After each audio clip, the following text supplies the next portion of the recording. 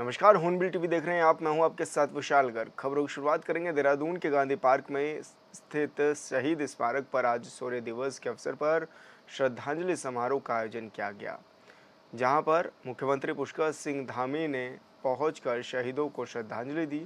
साथ ही सीएम ने वीर शहीद बलिदानियों को भी याद किया। वहीं कार्यक्रम में छात्राओं ने "ए मेरे वतन के लोगों" गीत गाकर शहीदों को याद किया। इस मौके पर कार्यक्रम में पूर्व सैनिक समेत कैबिनेट मंत्री प्रेमचंद अग्रवाल, कैबिनेट मंत्री गणेश जोशी और डोईवाला से विधायक ब्रजभूषण गैरोला भी मौजूद रहे।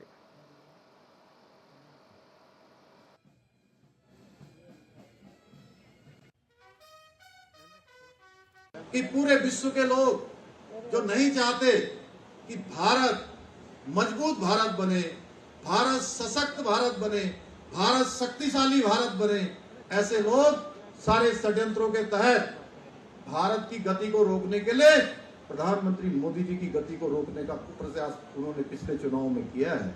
वो हम सब लोगों ने देखा है किस प्रकार से उन्होंने विदेशों से ऐसे राजनीतिक दलों की मदद की है, ऐसे स्लीपर सेल्स की मदद की है, जिनके माध्यम से वो भारत को कमजोर करके मोदी जी के चलते हुए कदमों को, भारत की बढ़ती हुई विकास की गति को रोकना चाहते हैं।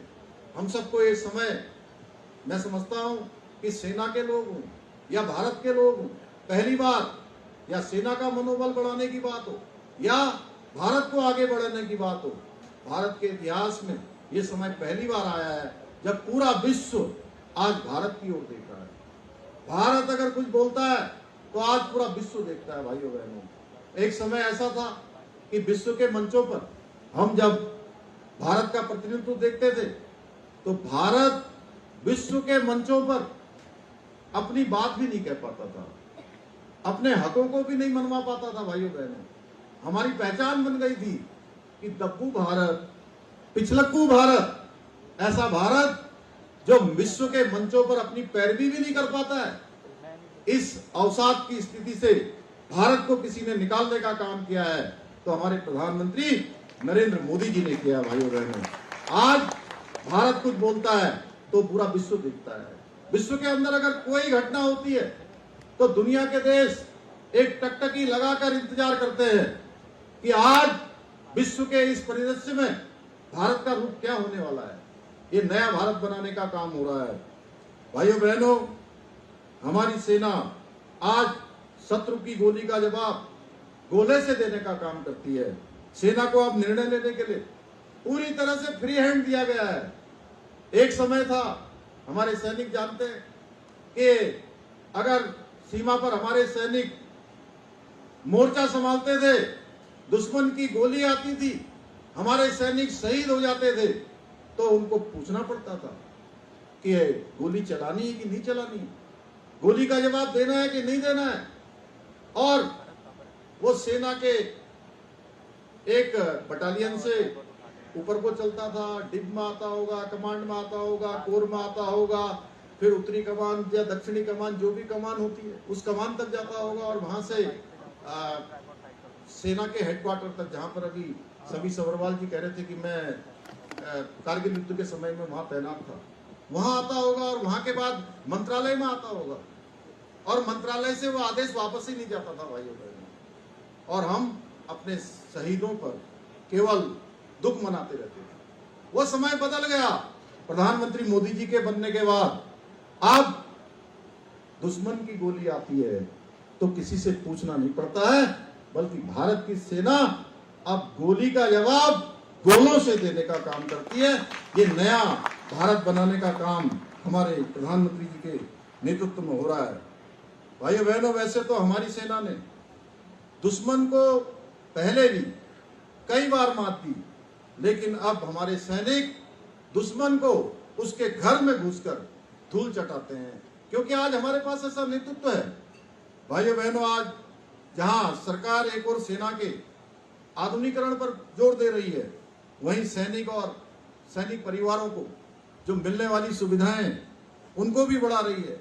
आपको याद होगा 1 रैंक और 1 पेंशन जो कई वर्षों से रुकी हुई थी, और मैं सच बताऊं तो मेरे पूज्य पिताजी अब इस धरती पर नहीं है, वह भी मुझे अक्सर कहते थे कि 1 रैंक और 1 पेंशन लागू होनी चाहिए।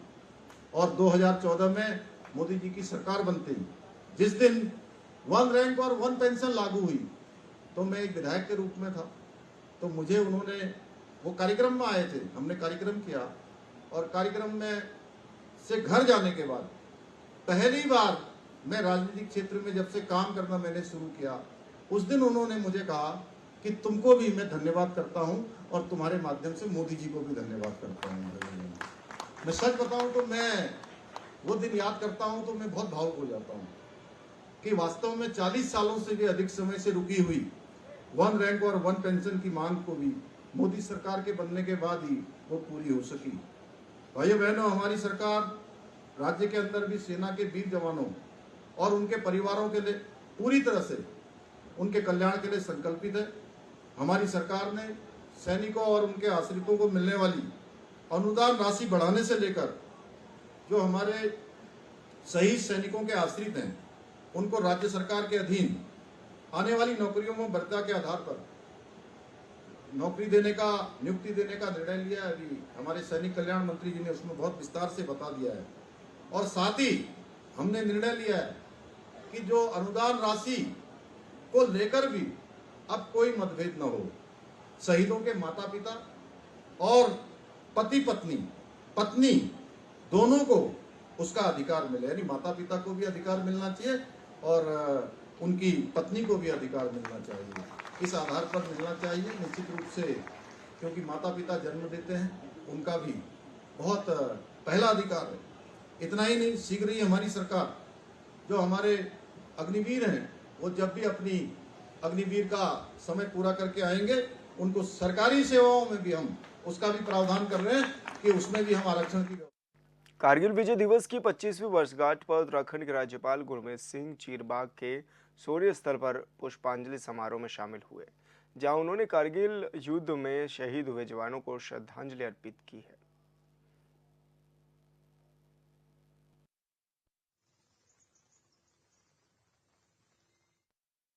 पूर्व सीएम हरीश रावत ने आरोप लगाया है कि दिल्ली हवाई अड्डे पर देहरादून की उड़ान पकड़ने के लिए उन्हें प्रोटोकॉल अधिकारी की मदद नहीं मिली। सोशल मीडिया पर एक पोस्ट के जरिए रावत ने दावा किया है कि राज्य के प्रोटोकॉल अधिकारी ने इस संबंध में कोई आदेश न होने का हवाला देते हुए मदद करने से इनकार कर दिया।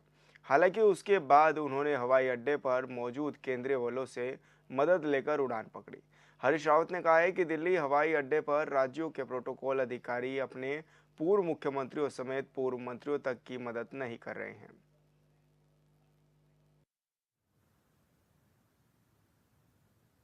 मैं कल जो है कांवड़ के लिए मुझको लगा मैं पहुंच पाऊंगा नहीं पहुंच पाऊंगा, तो किसी अधिकारी को हमने टेलीफोन करके कहा कि हमको भाई हम एस्कॉर्ट भी नहीं मांग रहे, तो वो चीता जो भी है, हमने कहा भाई वही हमको ले जा देगा करके, तो वो भी नहीं मिल पाया है। और मैं तब याद आया, मैंने कहा यार दिल्ली एयरपोर्ट पर दूसरे राज्यों के प्रोटोकॉल ऑफिसर आ करके मुझको अंदर करते हैं या कभी सीआरपीएफ वाले बेचारे मेहरबानी करते हैं, तो उत्तराखंड के प्रोटोकॉल वालों से जब भी हमारे ऑफिस वाले कभी पूछते हैं तो कहते हैं कि साहब रावत साहब के लिए कोई आदेश नहीं है। चमोली जिले में देर रात से हो रही भारी बारिश की वजह से काफी नुकसान हो रहा है। कोटियाल सेन के पास बुराड़ी के नाले में भूस्खलन से 5 लोगों के घरों में मलबा भी आ गया है। वहीं कई घर भी खतरे की जद में आ गए हैं। स्थानीय लोगों का कहना है कि सिंचाई विभाग, लोक निर्माण विभाग, नगर पालिका और एनएच की बड़ी लापरवाही की वजह से ही लोगों के घरों में मलबा घुस गया है। एक पीड़ित स्थानीय ने बताया है कि देर रात हुई इस घटना से घर में रखा पूरा सामान भी खराब हो गया।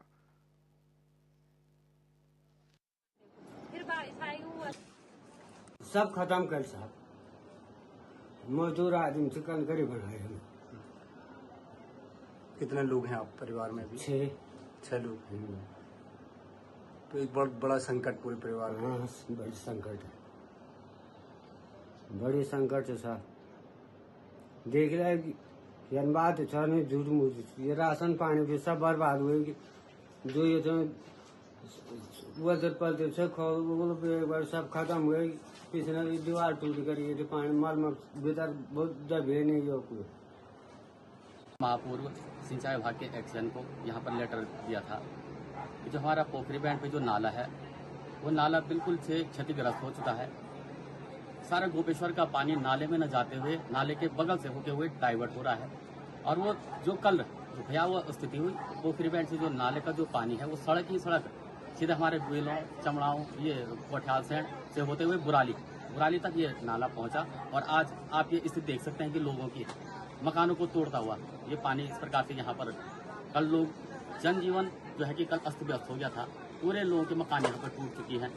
जिन गरीब यहाँ पर जो गरीब यहाँ के बुराली के निवासी है उन्होंने दो पैसे जोड़कर अपने मकान यहाँ पर बनाए थे। आज उनकी दयनीय स्थिति हो चुकी है। आज उनके पास खाने के लिए तक रसद नहीं है। पूरा जो है कि कल रात में पूरा दब चुका है। पिछले 3 दिनों से हो रही लगातार बारिश की वजह से आम जनजीवन अब अस्त व्यस्त हो गया है। कई स्थानों पर भूधसाव होने से कई घंटे मार्ग बाधित रहा। वहीं टिहरी बाईपास रोड पर सड़कों पर कई जगह मलबा भी आ गया है, जिसकी वजह से लोगों को काफ़ी परेशानियों का सामना अब करना पड़ रहा है। वहीं मालरोड पर भी पत्थर और मलबा आने के बाद नगर पालिका की टीम ने उसे साफ कराया है। तिब्बती मार्केट के पास भी संपर्क मार्ग टूटने से आवाजाही पूरी तरह से बाधित हो गई है।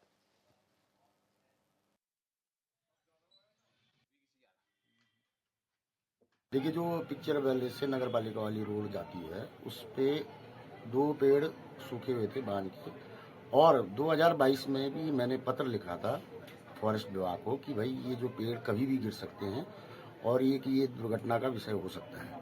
तो वन विभाग द्वारा 2 साल से उस पर कोई पैरवी नहीं की गई, न ही उनकी कोई परमिशन दी गई। और आज जो है कल रात जो बारिश हुई है, आज सुबह जब हमें पता लगा तो वो दोनों पेड़ जो है वहाँ पे गिर गए हैं और सामने एक होटल की छत पे गिरे हैं और पीछे की साइड भी जो पिकनिक होटल है उसकी छत पे भी एक पेड़ वहाँ जा रखा है। अब मसूरी में आजकल बरसात के दिनों सारे मार्ग बंद पड़े हुए हैं और ये जो लंडौर वाला मेन मार्ग है वो भी बंद पड़ा हुआ है। एक वैकल्पिक मार्ग ये था और आज यहाँ पर पेड़ टूटने से यातायात अवरुद्ध हो रहा है। बद्रीनाथ धाम समेत देश के पहले गांव माणा के पास आने वाले समय में दुर्लभ प्रजाति का उच्च हिमालय औषधीय और भोजपत्र का जंगल लहराएगा। तीर्थयात्रियों का बद्री विशाल में दर्शन के लिए समय से यहाँ भोजपत्र समृद्ध वन भी काफ़ी आकर्षित करेगा, जो बद्रीपुरी समेत देश के पहले गांव माणा मणिभद्रपुर की विशेष पहचान भी साबित होगा।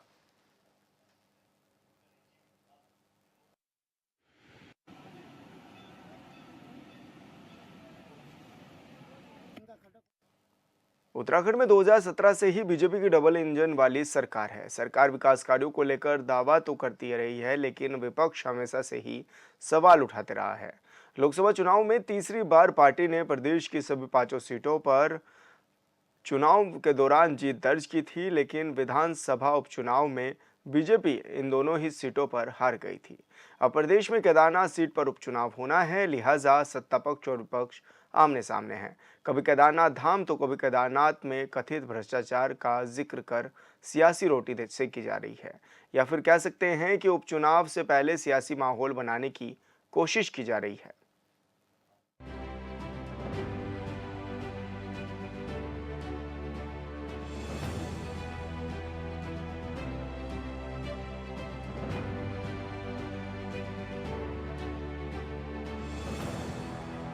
देवभूमि उत्तराखंड में केदारनाथ धाम को लेकर विवाद अब तक जारी है।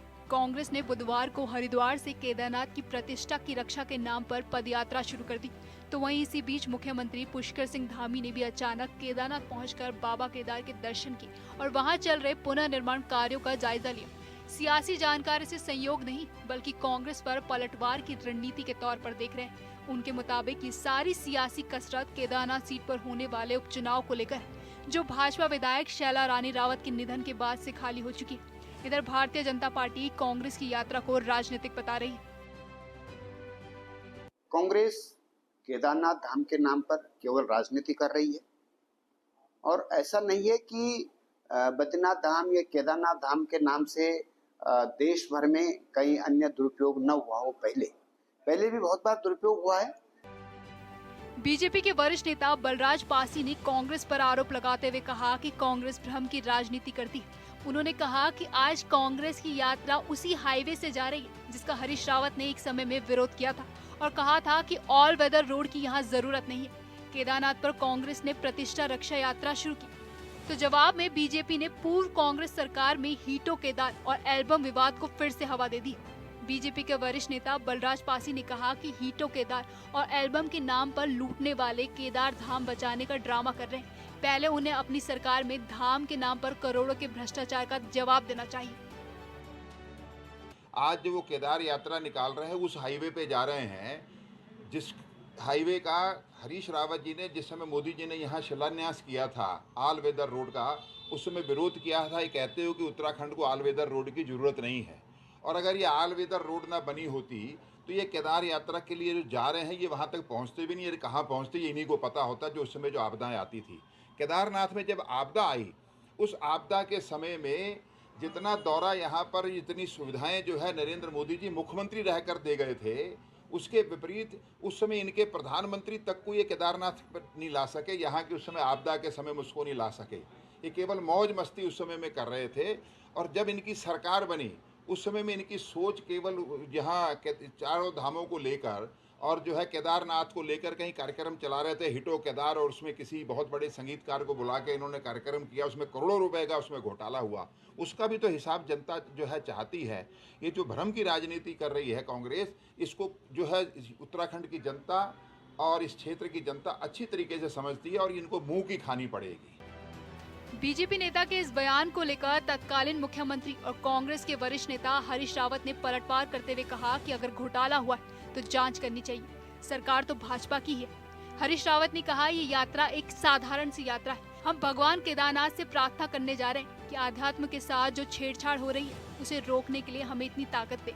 हरीश रावत ने कहा फिलहाल हम बाबा केदार से क्या ही मांग लेंगे, यही ना कि कांग्रेस को जिता देना।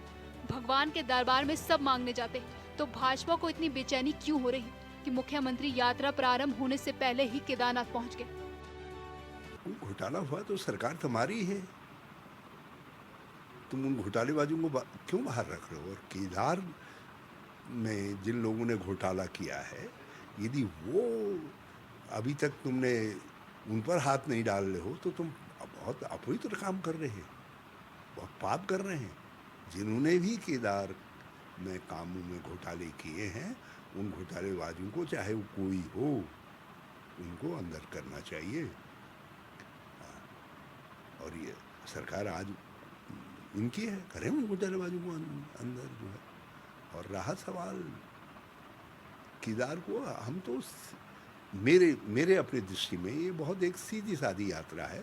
हम केदार भगवान से प्रार्थना करने जा रहे हैं, भगवान जो कुछ हो रहा है हमारी परंपराओं के साथ जो छेड़छाड़ हो रही है, अध्यात्म के साथ जो छेड़छाड़ हो रही है, जो ये सब चीज़ें हो रही हैं, हमको इतनी क्षमता दीजिए कि हम उसको रोक सकें, हमारी आवाज़ में इतना दम दीजिए कि हम उसको रोक सकें। और बहुत क्या मांग लेंगे हम इस समय, तत्काल हम ये कह देंगे भगवान हमको जिता दीजिए, तो हमारे हर भगवान के शरण में तो सब मांगने जाते हैं।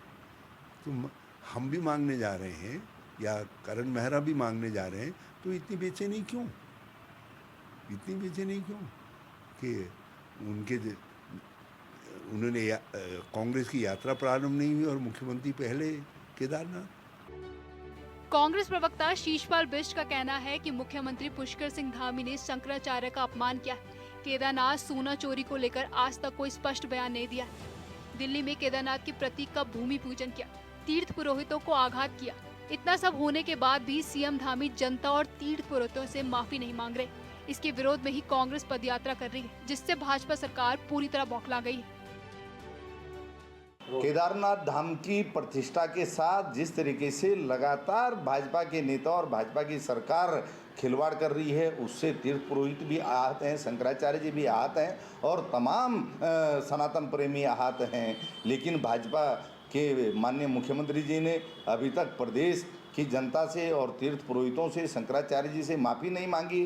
सोने की चोरी पर कोई जवाब नहीं मिल रहा कि क्या कार्रवाई हुई, क्या जांच बिठाई गई और शंकराचार्य जी का अपमान क्यों किया गया, क्यों केदारनाथ मंदिर का प्रतीक दिल्ली में बनाने का प्रयास हुआ, भले ही बाद में लिपापोती सरकार ने की हो, लेकिन आपने आस्था को चोट पहुंचाने का काम किया। क्योंकि बाबा केदार 12 ज्योतिर्लिंगों में से एक केदारेश्वर ज्योतिर्लिंग है और शास्त्रों में सीधा सीधा बाबा केदार का स्थान वर्णित है। उस स्थान की जगह कोई दूसरा स्थान कैसे ले सकता है? तो निश्चित तौर पर इससे हमारी भावनाएं आहत हुई हैं, सनातन प्रेमियों की भावनाएं आहत हुई हैं और ये बहुत बड़ा मुद्दा है। हम न्याय की लड़ाई लड़ रहे हैं। आरोपों की राजनीति के बीच बीजेपी प्रदेश महामंत्री आदित्य कोठारी ने कहा कि कांग्रेस केदारनाथ धाम के नाम पर केवल राजनीति कर रही। मुख्यमंत्री पुष्कर सिंह धामी ने अब इसको लेकर कठोर फैसला लिया है और सरकार ने तय किया है कि धामों के नाम से देश में कहीं दुरुपयोग नहीं होगा। साथ ही प्रावधान किया जा रहा है कि अगर इनके नाम से कहीं दुरुपयोग होगा तो उसके खिलाफ कानूनी कार्रवाई की जाएगी। उन्होंने कांग्रेस को घेरते हुए कहा कि हरीश रावत भी कांग्रेस से मुख्यमंत्री रहे। जब गणेश गोदियाल बद्रीनाथ केदारनाथ मंदिर समिति के अध्यक्ष थे तो उस वक्त मुंबई जाकर बद्रीनाथ धाम का शिलान्यास किया गया। वो अपनी करनी को भूल गए और जनता को गुमराह कर रहे हैं। कांग्रेस केदारनाथ धाम के नाम पर केवल राजनीति कर रही है और ऐसा नहीं है कि बद्रीनाथ धाम या केदारनाथ धाम के नाम से देश भर में कई अन्य दुरुपयोग न हुआ हो। पहले भी बहुत बार दुरुपयोग हुआ है, लेकिन प्रदेश के यशस्वी मुख्यमंत्री आदरणीय पुष्कर सिंह धामी जी ने इस पे कठोर निर्णय लिया है और सरकार ने ये तय किया है कि धामों के नाम से, चाहे वो बद्रीनाथ धाम हो, केदारनाथ धाम हो, गंगोत्री धाम हो, यमुनोत्री धाम हो, इसके नाम से देश में कहीं भी इसका दुरुपयोग नहीं होगा। इसके लिए कैबिनेट ने निर्णय ले लिया है और इसके लिए भी ये प्रावधान किया जा रहा है कि अगर कोई इस प्रकार का दुरुपयोग कहीं होगा तो उसके लिए कानूनी कार्रवाई की जा सके। तो मैं समझता हूँ कि कांग्रेस की भी इस प्रदेश के अंदर सरकार रही है तो वो भी इस निर्णय को कर सकते थे, लेकिन उन्होंने इस बात को नजरअंदाज किया। यहाँ तक कि जब हरीश रावत जी प्रदेश के मुख्यमंत्री थे और गणेश गोदियाल जी जब बद्रीनाथ केदारनाथ मंदिर समिति के अध्यक्ष थे, उस समय उनके द्वारा भी बंबई में जाकर के बद्रीनाथ धाम का शिलान्यास किया गया। अपनी कारगुजारियों को तो वो भूल जा रहे हैं और जनता को गुमराह करने का काम कर रहे हैं। कुछ समय बाद केदारनाथ विधानसभा का चुनाव होना है, लिहाजा ये सवाल उठ रहा है कि जिस मुद्दे को लेकर कांग्रेस यात्रा कर रही है उसी मुद्दे पर सरकार ने कैबिनेट में फैसला भी ले लिया और प्रदेश के साधु संतों में नाराजगी भी खत्म हो गई। उसके बाद भी हरिद्वार से केदारनाथ तक कांग्रेस की पैदल यात्रा और उससे पहले ही मुख्यमंत्री का केदारनाथ जाकर पूजा पाठ करना, एक दिन पहले तीर्थव्रतों के साथ उनकी वार्ता और धाम से लौटकर उनका कांग्रेस पर हमला बोलना, ये सियासी रणनीति का हिस्सा नहीं तो और क्या है। आने वाले दिनों में केदारनाथ पर सियासी संग्राम और तेज होने के आसार हैं। Bureau report, hornbill TV. और फिलहाल इस बुलेटिन में इतना ही। आप देखते रहिए हॉर्नबिल टीवी। नमस्कार।